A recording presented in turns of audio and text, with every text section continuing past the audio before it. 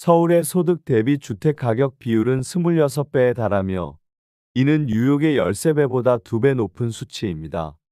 소득은 제자리인데 주택 가격만 끝없이 상승한 결과 젊은 세대는 주거 사다리에서 탈락하고 결혼과 출산을 포기하는 상황에 이르렀습니다.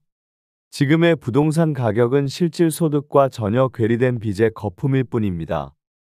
이미 OECD와 주요 국제기관들도 한국 경제의 회복 가능성보다는 장기 침체를 전망하고 있으며 주택시장의 버블 붕괴 가능성을 높게 보고 있습니다. 서울시 광진구 자양동에 위치한 자양현대 3차 아파트는 1996년 12월에 사용 승인을 받은 단지입니다. 이 아파트는 2개 동으로 구성되어 있으며 총 439세대가 거주하고 있습니다. 최고 층수는 23층이며 용적률 357%, 건폐율은 28%입니다. 총 주차 대수는 340대로 세대당 0.77대입니다. 29평형의 월 평균 관리비는 약 23만원입니다. 29평형의 공시가격은 8억 1,700만원, 보유세는 약 130만 2,830원입니다. 이 아파트는 2017년 당시 29평형 매매가가 4억 5천만원에서 최고 14억 9천만원까지 상승했으나 최근 2025년 3월 기준으로 10억 7천만원에 거래되어 최고액 대비 28% 하락했습니다. 주변 편의시설로는 하나로마트 468m, 엔터식스 강변점 1.4km, 롯데마트 강변점 1.4km가 위치하고 있습니다. 종합병원으로는 해민병원이 약 797m 거리에 있으며 반경 1km 이내의 병원 95개, 약국 31개, 편의점 24개, 마트 2개, 학원 44개가 분포되어 있습니다. 교육시설로는 서울성자 초등학교 370m, 광양중학교 323m, 광양고등학교 209m가 있습니다. 어린이집으로는 국공립행복마루 어린이집 41m와 국공립 자양이동 어린이집 103m가 가까운 거리에 위치해 있습니다. 교통편으로는 구의역이 1km 거리에 있으며 을지로까지 약 40분, 강남까지는 약 30분이 소요됩니다. 현재 한국 경제는 부동산 관련 금융이 4,100조 원을 넘기면서 경제의 역동성을 갉아먹고 있고 잠재 성장률 또한 하락세를 면치 못하고 있습니다. 이 자금은 생산적 투자로 이어지지 않고 대부분 부동산에 집중되었으며 혁신 기업은 자금난으로 성장이 어려운 상황입니다.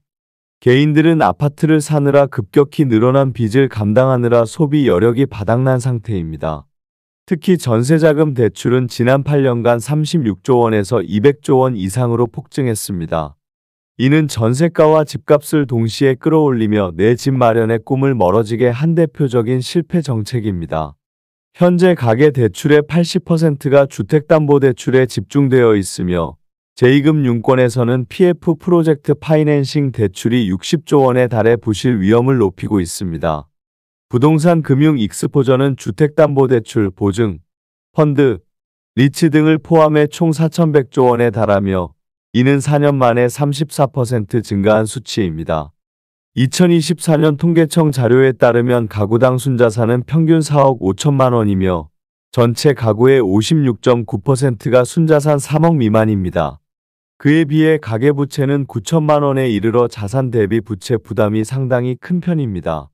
고액 전세에도 무제한으로 보증을 제공하는 현행 전세보증 제도는 집값을 지탱하는 구조로 작용했고 결국 서민이 아닌 고가 전세 수요층에게 혜택이 집중되었다는 비판이 나옵니다.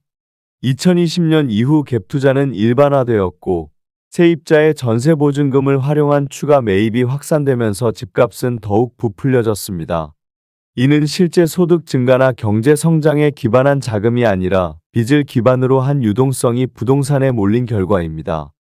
만약 이 구조에서 일부라도 흔들린다면 제2의 금융위기를 초래할 수 있는 매우 위험한 상황입니다. 허그는 이미 대규모 적자 상태로 돌입했으며 정부는 재정을 메우기 위해 연구채 발행까지 허용한 상태입니다.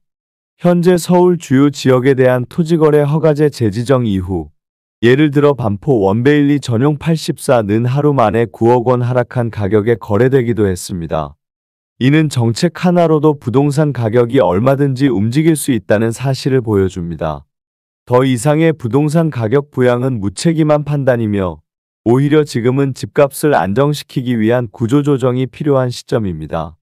결국 현재의 부동산 가격은 실물 경제나 생산성 향상에 기반한 것이 아니라 전세 보증과 대출 확대라는 빚의 유동성으로 만들어진 허상입니다.